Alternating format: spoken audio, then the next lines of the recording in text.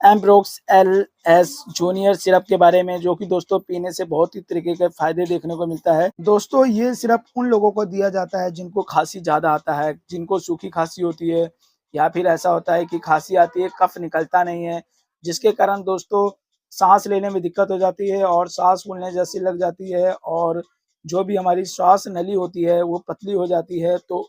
इस सिरप को पीने से आपकी श्वास नली को ये थोड़ा मोटा कर देता है और जो भी आपके बलगम जमा हुआ होता है,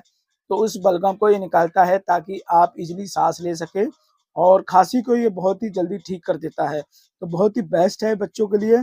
ये सूखी खाँसी और गीली खाँसी दोनों के लिए बहुत ही बेस्ट है, तो बच्चों को इसको ज़रूर यूज़ करना चाहिए। तो इसको 10 साल तक के बच्चे इसको इज़िली यूज़ कर सकते हैं।